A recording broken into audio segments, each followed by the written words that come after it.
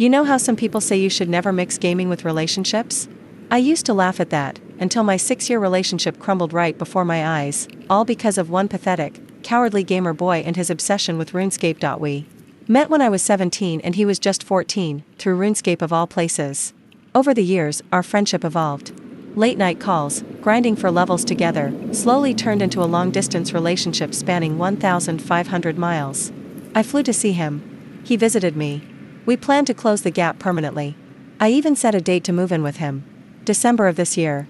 It was supposed to be our start, but behind every sweet, I love you, was a lazy, entitled little parasite. I worked full-time, an industrial meteorologist, mind you, pulling long shifts while he, well, played RuneScape. All day. Every day. No job. No income. I paid his rent. I paid his bills. I bought him games. Hell, I even fed him through DoorDash from across the country, but last November, life caught up with me. I couldn't afford his rent that month. Between my own expenses, state bills, and car repairs, I had nothing left to give. And when I broke the news, he cried. Threw a tantrum like a toddler. Told me his parents would abuse him if he had to move home, a lie I knew, because I'd stayed with his family. They were saints. They gave him the world, but he didn't want solutions. I offered to help him find a job, even handed him an opportunity at a warehouse, easy money, $15 an hour. His reaction? I don't want to work in a shitty warehouse. I don't want to work at all. What did he suggest instead? That I work harder. That I pick up a second job. So he wouldn't have to. I still don't know why I didn't dump him then and there. Maybe love makes you stupid. I kept pushing. Eventually, I got him to take a retail job. Things felt okay again. I even flew him out to visit me last month. We hadn't seen each other since last summer. The first few days were great. Dates. Laughs. Normalcy, until I caught sight of his phone while he showered. Point one Discord message, when are you gonna leave herrrrr? It wasn't misread. It wasn't a joke. It was confirmation. 6 months of cheating. 6 months of mocking me behind my back. I felt physically sick. But I smiled.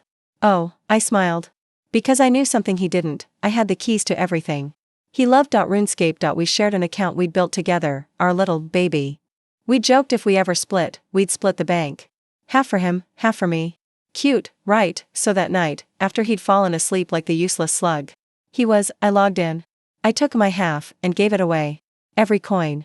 Every rare item. Converted the rest into gold and spread it across random strangers like some chaotic Robin Hood. His half? Gone. Then I remembered. I had his credentials.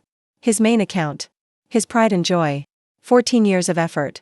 Hundreds, thousands of hours. I logged in. Sold everything. Every last item. His bank? Cleared. His money?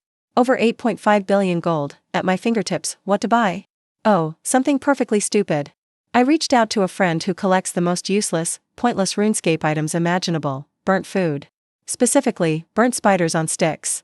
I spent billions of his gold on over 6,000 of these worthless digital charred bugs. The rest? I treated myself. For years of paid membership. The best armor. Rare weapons. Expensive skill supplies. All on my account. His? I left him with about 150,000 coins and a single bone. One bone. For him to reflect on, but I wasn't done. See, his account was of pure low defense, high offense. Precious to him. I leveled his defense to 6. Permanently ruining it. Then I demolished his house. Years of construction, billions in materials. Gone. I even logged into his friends list, confessed, as him, to cheating on me, and cut ties with everyone. Cleared his social connections entirely. Finally, I changed his username. Something humiliating. Something unforgettable. He'd have to live with that shame for a month before he could change it back. If he even dared. He messaged me later that night. Angry. Crying. Blaming me for everything, as cowards do. I sent him one final, clean message. We're done. You'll never speak to me again. Oh, and I might just take you to court for spreading my private photos. He hasn't contacted me since. Some people say this was cruel. That I ruined his life's work. But actions have consequences. You don't cheat on the person who fed you, housed you, and built you up, and expect to walk away with your little digital empire untouched, play stupid games, win burnt spiders.